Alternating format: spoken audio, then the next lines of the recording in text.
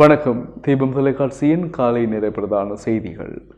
இன்றைய விரிவான செய்திகளுக்கு முன் தலைப்புச் செய்திகள்.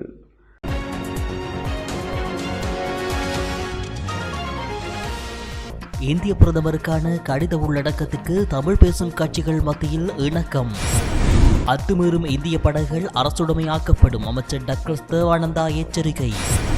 புதிதாக உருவாக்கப்பட்டது எல்லை இடர் மதிப்பீட்டு மையம், பாதுகாப்பு அமைச்சின் கீழ் செயல்படும். இலங்கை மீது ஆதிக்கம் செலுத்த எந்த நாட்டுக்கும் உரிமை இல்லை, அமைச்சர் டலஸ் அழகபெரும தெரிவிப்பு. அணுவாயுத தடை உடன்பாட்டில் கையெழுத்திட அமைச்சரவை அனுமதி. தமிழ் பேசும் தரப்புகளின் ஒன்றுபட்ட நிலைப்பாட்டை பிரதிபலிக்கும் உள்ளடக்கங்களை கொண்ட கடிதம் ஒன்றை இந்திய பிரதமர் நரேந்திர மோடிக்கு அனுப்புவது குறித்து தமிழ் பேசும் கட்சிகளின் தலைவர்களுக்கிடையில் இணக்கப்பாடு ஏற்பட்டுள்ளது. கொழும்பு குளோல் டவர் விடுதியில் நேற்று நடைபெற்ற தமிழ் பேசும் கட்சித் தலைவர்களின் கூட்டத்தில் இந்த இணக்கம் எடுக்கப்பட்டுள்ளதாக தெரிவிக்கப்பட்டுள்ளது. அழைக்கப்பட்ட எல்லா தமிழ் பேசும் கட்சிகளின் தலைவர்கள் அல்லது அவர்களின் பிரதிநிதிகள் இந்த கூட்டத்தில் பங்கு பெற்றிருந்தனர். புலட் சார்பில் சித்தார்த்தனுக்கு பதிலாக ராகவனையும், இலங்கை மக்கள் காங்கிரசின் தலைவர் ரிசாத் பதியுதீன் சார்பில் அமீர் அலியும், ஸ்ரீலங்கா முஸ்லிம் காங்கிரஸ் சார்பில் ரவூப் கக்கீமுடன் நிசாம் காரியப்பரும் பங்கு பெற்றிருந்தனர். தமிழ் தேசிய கூட்டமைப்பு தலைவர் ரா சம்பந்தன் இந்த கூட்டத்திற்கு தலைமை வகித்திருந்த நிலையில் அவருடன் சுமந்திரனும் பங்கு பெற்றிருந்தார்.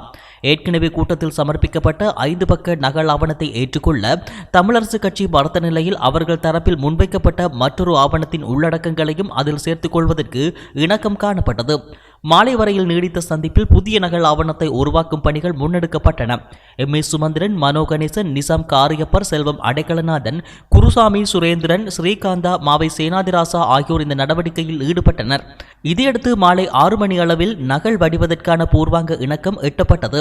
தமிழ் மக்களின் எரியும் பிரச்சினைகளாக அடையாளம் காணப்பட்டுள்ள 8 விடயங்களையும் அத்துடன் இன்றைய கூட்டத்தில் இணக்கம் காணப்பட்ட அம்சங்களையும் ஒன்றிணைத்து புதிய நகல் வடிவத்தை தயாரிக்கும் பொறுப்பு சுமந்திரனிடம் ஒப்படைக்கப்பட்டது. ஆவணம் தயாரிக்கப்பட்டதும் எல்லா கட்சிகளுக்கும் அனுப்பி வைக்கப்பட்டு அவற்றின் ஒப்புதலுடன் பகிரங்கப்படுத்துவதுடன் அனைத்து தலைவர்களும் ஒப்பமிட்டு இந்திய பிரதமருக்கு அனுப்பி வைக்கப்படும் என்றும் தெரிவிக்கப்படுகிறது. இலங்கை கடற்பரப்புக்குள் நுழைகின்ற இந்திய மீன்பிடி படகுகள் கைப்பற்றப்பட்டு சட்ட ரீதியிலாக அரசுடைமையாக்கப்படும் என்று கடற்தொழில் அமைச்சர் டக்ளஸ் தேவானந்தா தெரிவித்துள்ளார். கடந்த சில நாட்களாக அத்துமீறி நுழைந்த போது கைப்பற்றப்பட்ட இந்திய இழுவை படகுகளை மயிலிட்டி துறைமுகத்தில் பார்வையிட்ட பின்னரே அவர் இவ்வாறு கூறியுள்ளார்.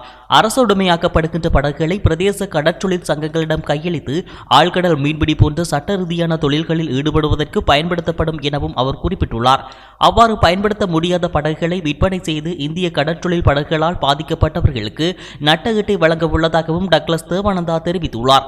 பிரதேச கடற்றொழிலாளர்கள் மற்றும் துறைமுக நிர்வாகத்தினருடன் நடத்திய கலந்துரையாடலில் போது கருத்து வெளியிட்ட அமைச்சர் டக்ளஸ் தேவானந்தா கடற்றொழிலாளர்களின் வாழ்வாதாரத்தையும் நாட்டின் கடல் வளத்தையும் பாதிக்கும் வகையில் எல்லை தாண்டி வந்து சட்டவிரோத தொழில் முறைகளில் ஈடுபடுகின்ற இந்திய கடற்றொழிலாளர்களின் செயற்பாடுகளை கட்டுப்படுத்துவதற்கு நடவடிக்கைகளை மேற்கொள்வதற்கு ஜனாதிபதி கோட்டாபய ராஜபக்சவும் பிரதமர் மஹிந்த ராஜபக்சவும் பணித்துள்ளதாகவும் தெரிவித்துள்ளார்.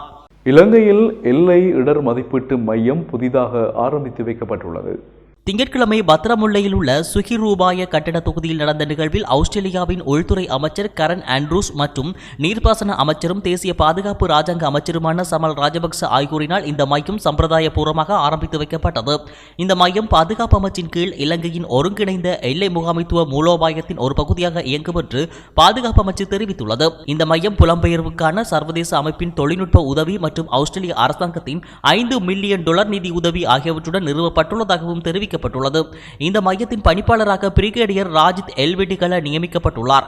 சட்டவிரோத புலம்பெயர்வு உள்ளிட்ட எல்லை பாதுகாப்பு சார்ந்த தகவல்கள் புலனாய்வு நடவடிக்கைகளை ஒருங்கிணைப்பதற்கு இந்த மையம் பயன்படும் என்றும் அறிவிக்கப்பட்டுள்ளது.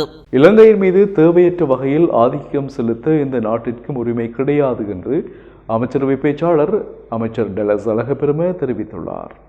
13வது திருத்தச் சட்டத்தை முழுமையாக நடைமுறைப்படுத்துமாறு இலங்கை அரசாங்கத்திடம் வலியுறுத்துமாறு இந்திய அரசாங்கத்தை கோருவதற்கான முயற்சிகளில் தமிழ் பேசும் கட்சிகள் ஈடுபட்டுள்ளமை குறித்து அவர் இவ்வாறு கூறியுள்ளார். ஒவ்வொரு சமூகத்திற்கும் தங்கள் கருத்துக்களை வெளிப்படையாக தெரிவிக்க உரிமை உள்ளது. போராட்டம் நடத்துவது என்பது ஜனநாயக உரிமை, அதை அரசாங்கம் மதிக்கிறது. அதேவேளை இலங்கை ஒரு சர்வாதிகார நாடுகள்ல, இறையாண்மையையும் சுதந்திரமும் கொண்ட நாடு என்பதனால் வேறு நாடுகளினால் இங்கு ஆதிக்கம் செலுத்த முடியாது. இந்தியாவும் இலங்கையும் அண்டை நாடுகள் என்பதோடு பல ஆண்டுகளாக இரு நாடுகளுக்கும் இடையில் ஆரோக்கியமான உறவு காணப்படுகிறது என்றும் அமைச்சர் டலஸ் அழகபெரும தெரிவித்துள்ளார். அணு ஆயுதங்களை பரந்தளவில் தடை செய்வதற்கான ஒப்பந்தத்தில் கையெழுத்திடுவதற்கு அமைச்சரவை அங்கீகாரம் வழங்கியுள்ளது. அணு ஆயுதங்களை பரந்தளவில் தடை செய்வதற்காக உலகளாவிய ரீதியில் முதலாவது பலதரப்பு ஒப்பந்தம் 122 நாடுகளின் ஒத்துழைப்புடன் 2017 ஆண்டு ஜூலை 7ஆம் தேதி ஐக்கிய நாடுகள் சபையில் நிறைவேற்றப்பட்டது. குறித்த ஒப்பந்தம் இவ்வாண்டு ஜனவரி மாதம் 26ஆம் தேதி தொடக்கம் நடைமுறைப்படுத்தப்படுகின்ற நிலையில் இதுவரை 57 நாடுகள் அதனை அங்கீகரித்துள்ளன. இந்த ஒப்பந்தத்தை நிறைவேற்றுவதற்காக ஐக்கிய நாடுகள் சபையின் கூட்டத்தொடரில் இலங்கையும் வாக்களித்து ஒத்துழைப்பு வழங்கியது.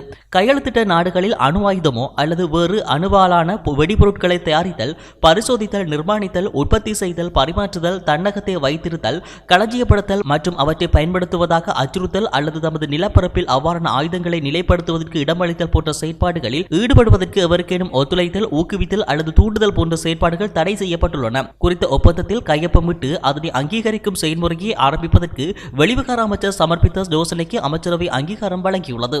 இலங்கை தமிழரசு கட்சியின் முன்னாள் பொருளாளரும் கட்சியின் மூத்த பிரமுகருமான STR என்று அழைக்கப்படும் சின்னத்தம்பி தியாகராஜா நேற்று காலமானார். STR பிலிம் நிறுவனரான STR ஜாழ்ப்பாணத்தில் ராஜா 1, ராஜா 2 மற்றும் Saraswathi cinema, Amutha cinema, Suganthi cinema ஆகிய திரையரங்குகளின் உரிமையாளர் ஆவார். இறக்கும்போது அவருக்கு வயது 92 ஆகும். அவர் ஜாழ்ப்பாணத்தில் திரையரங்குகளில் பெரிய அளவிலான ஓவியங்கள் மூலம் விளம்பரங்களை செய்யும் பாணியை அறிமுகப்படுத்தி சிறந்த ஓவியர்களை ஊக்குவித்திருந்தார். மறைந்த மக்கள் திலகம் MGRஐ ஜாழ்ப்பாணத்திற்கு அழைத்து வந்த STR தமிழரசு கட்சியின் பொருளாளராகவும் முன்னர் பணியாற்றியவர் என்பது குறிப்பிடத்தக்கது. வடமராட்சி கிழக்கு முள்ளியானில் மீன்பிடிக்கச் சென்று வீட்டிற்கு திரும்பிய மீனவர் மீது சாதாரண உடையில் சென்றவர்கள் கொடூரமான தாக்குதலை நடத்தியுள்ளனர். 5 பேர் கொண்ட கும்பல் ஒன்றே தாக்குதலை மேற்கொண்டதாக பாதிக்கப்பட்ட மீனவரான 34 வயதுடைய ராஜ்குமார் தெரிவித்துள்ளார்.